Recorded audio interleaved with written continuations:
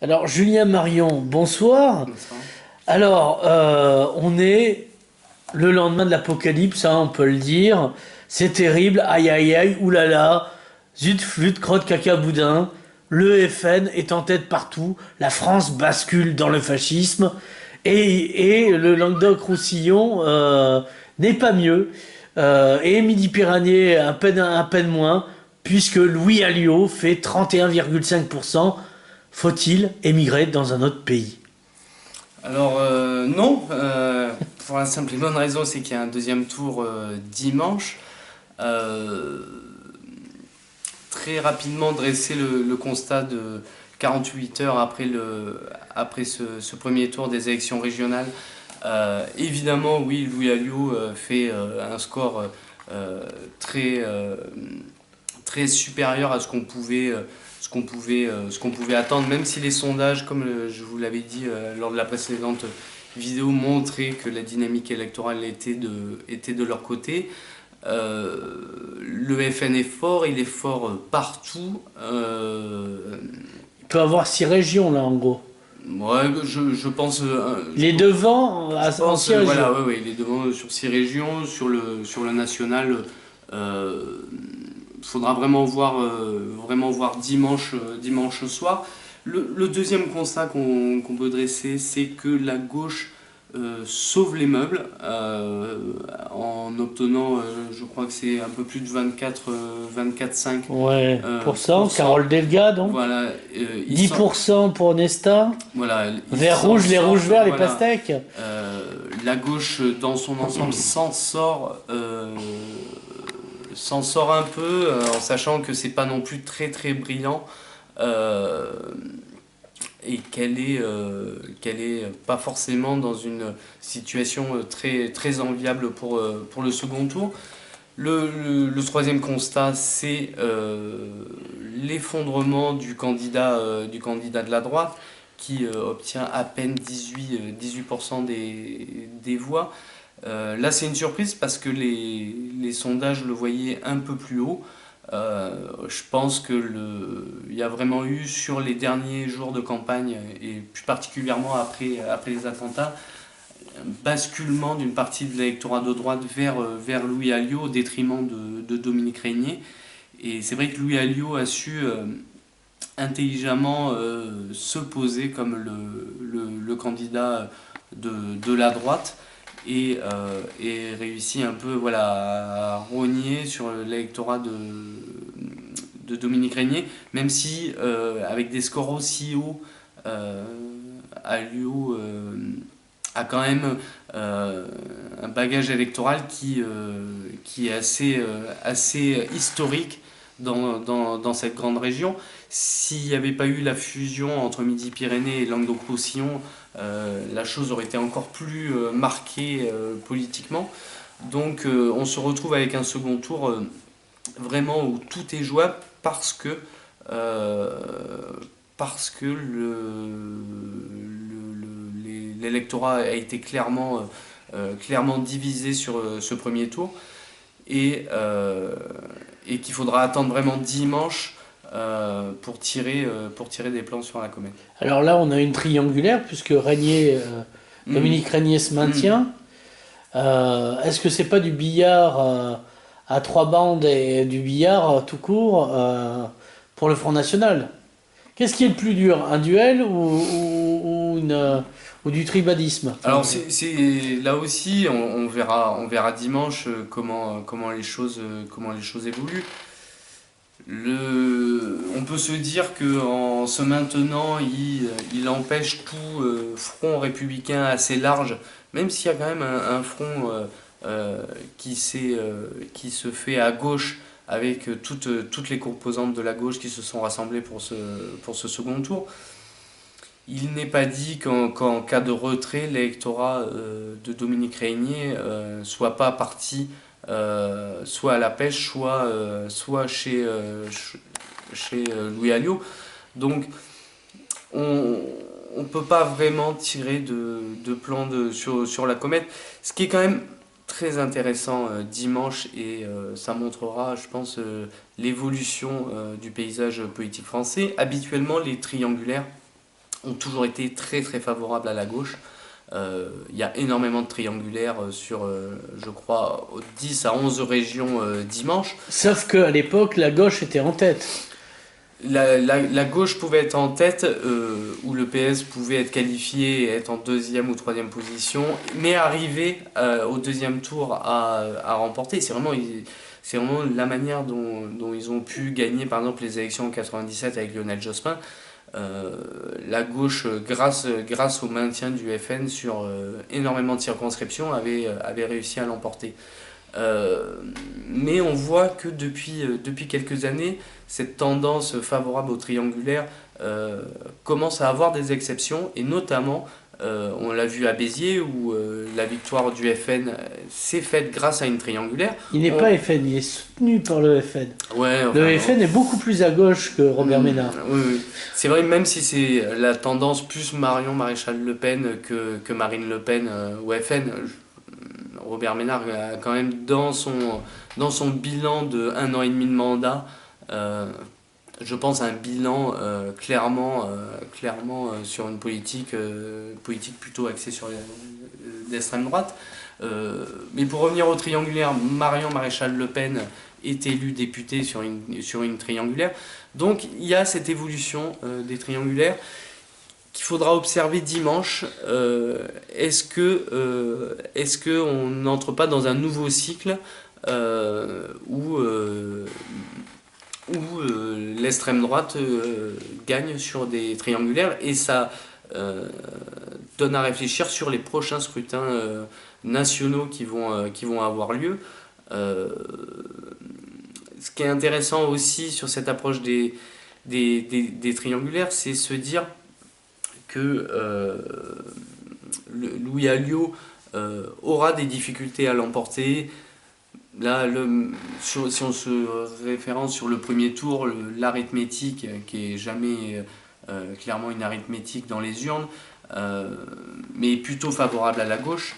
Mais il faudra voir si cette dynamique du premier tour peut lui permettre de l'emporter. Alors, en France, c'est la panique. On a même un Premier ministre qui appelle à voter à droite. Enfin bon, pour un type de droite déguisé en socialiste, finalement, ça lui coûte pas grand-chose. Et puis, c'est pas lui qui se tire une balle dans le pied, c'est les autres qui perdent leur place. C'est pas lui, ça lui coûte rien. Donc, mais est-ce que ça marche, ça va marcher? J'ai pas l'impression. Alors, là, on est sur. Tout à l'heure, tu me parlais de Dominique Régnier, d'un possible retrait. Finalement, on n'est pas surpris qu'il reste sur cette ligne de se maintenir. C'est une toute autre logique avec le personnel politique de gauche qui c'est vrai, a tendance quand même à se mobiliser assez facilement, et je pense notamment à l'électorat. Pour voter à droite. L'état du vote du premier tour font penser que ça sera très difficile pour Christian Estrosi et Xavier Bertrand de gagner dimanche, mais la volonté de l'électorat de gauche de ne pas voir le Front National prendre une région est quand même assez fort historiquement, et c'est possible, tout à fait possible, qu'il y ait une mobilisation sur ce second tour.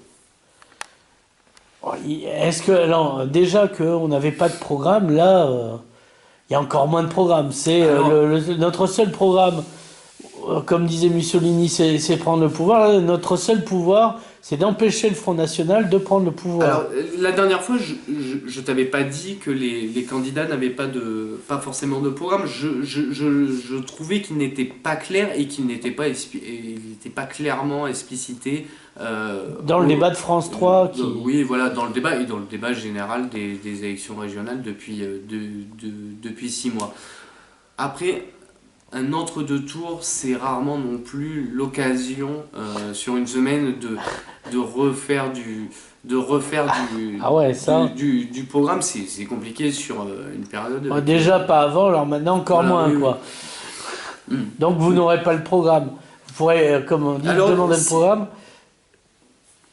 Il faut. Non, mais parce que ça pourrait être important, genre pour faire la distinction entre les C'est listes, vraiment ce quoi. que je te disais la dernière fois. Je pense aussi que l'échec des partis dits traditionnels Ouais. dans cette élection reflète ça aussi. En ayant une offre politique euh, plutôt hétérogène, mais qui avait énormément de mal à expliciter leur programme et leur vision de la région. Alors on peut avoir des mesures phares, mais la vision d'une région, je pense, est très important pour mobiliser l'électorat, mais sauf que là, aucun des candidats, que ce soit du Front National, de la gauche, de la droite et des écologistes, n'a été clairement sur cette vision globale du département. Alors, on va attendre, c'est un suspense. On va donc la liste pastèque, donc rouge et vert, s'est ralliée aux socialistes. Alors, on espère qu'ils ont eu un plat de lentilles à minima, parce que sinon, et on a, bon, il y a un cas à Perpignan particulier, c'est que Louis Alliot fait un méga carton. Mmh. Est-ce que il y aurait pas des relents de la municipale, genre ah si on avait su, on n'aurait pas voté Pujol, Mmh. vu l'état de la ville, on aurait voté Alliot quoi. Non, non, alors ce qui est intéressant de, de voir et d'analyser, c'est que finalement le scrutin des municipales de mars 2014, si on se penche vraiment sur les résultats, sur les forces politiques et les dynamiques électorales, on voit clairement que ça ressemble beaucoup à ce que connaît aujourd'hui l'ensemble de la France pour ce premier tour des régionales. Vraiment, là, sur cette élection-là de dimanche dernier, Perpignan, c'est vraiment le miroir grossissant du score de la région. On a un FN à plus de 40%. On a une abstention quand même qui est assez élevée, mais on a des partis traditionnels euh, qui sont, si tu rajoutes les voix de Régnier et les voix de Delga, tu n'arrives pas, tu n'arrives toujours pas à la hauteur de Louis Alliot. Donc c'est vraiment à Perpignan une poursuite finalement de ce qui s'est passé depuis un an et demi avec ces trois scrutins qui ont été les municipales, les cantonales et les régionales, où la dynamique est clairement du côté du Front National. La gauche résiste un peu comme au cantonal, mais elle est encore profondément en difficulté. Et quant à la droite, ce qui est paradoxal, c'est qu'elle avait dans ces élections intermédiaires une occasion en or avec un gouvernement de gauche euh, et, euh, et en étant dans l'opposition, elle avait l'occasion en fait de repartir, de reconquérir des terres électorales où elle était vraiment en souffrance depuis quelques années. Notamment quand et Chirac et Sarkozy étaient au pouvoir, les collectivités territoriales avaient basculé très majoritairement à gauche. Là, elle avait l'occasion de la reconquête, sauf que la reconquête, c'est pas clairement pas eux qui l'ont. C'est toujours pas le Front National, parce que le Front National a très peu de victoires concrètes électorales sur un second tour. Mais qui sait dimanche si le Front National arrivera à s'inscrire encore plus dans le paysage politique régional. Ça sera toute la question du score de dimanche soir. Est-ce que les abstentionnistes du premier tour se mobiliseront? Est-ce que les reports de voix des candidats battus et qui se sont alliés du premier tour commence tout cela à Oui, agira clairement? est-ce que des gens de gauche voudront voter dans une liste panachée à droite avec les socialistes? C'est pas évident ça non plus. C'est Mhm. pas parce que on met Onesta numéro 2, etc., donc Vert et Nicolas Garcia, que Mhm. finalement, qui Après, rejoint mhm, Jacques Cresta. mhm, mhm. Après je te redis, dans l'électorat de gauche, il y a vraiment ce, ce, ce corpus idéologique quand même qui fait que la mobilisation contre la FN jouera. Et je pense ils arriveront quand même à faire le plein de voix Mais Tu penses ou t'espères? Parce que là, c'est trouble chez toi. alors, j'ai pas donné forcément mon avis, mais je le pense clairement que le Front National n'arrivera pas à prendre la région. Après, Donc c'est un pari, hein, is a bet. mm, On verra bien. Alors, avant de se quitter, la dernière fois, on a rendu hommage à Niobé. On va faire une rubrique littéraire. Alors, qu'est-ce que tu nous proposes de lire en ce moment? alors je vous propose Zakhar Prilepine de Gauche, Jeune et Méchant. Oui, donc, C'est des chroniques très intéressantes. Euh, c'est vif, c'est tendu, hein. et t'en feras Ouais, je ferai la présentation en texte. Voilà. Et ensuite, Alors, un sinon, livre essentiel. oui, oui. Alors c'est plus tard Conseil aux politiques pour bien gouverner. Voilà, hein, parce que ça serait dommage. Voilà, parce qu'on a l'impression qu'ils sont un peu enchepés, donc on est gentil, on leur donne des trucs à lire aussi. Voilà, ça leur le fait... grand moraliste de l'Antiquité, de la philosophie, de la science politique, ça fait jamais de mal. Voilà. Alors, on te remercie et on te dit à À après, à dimanche soir ou à après, pour voir si on a plongé la France dans l'apocalypse ou pas.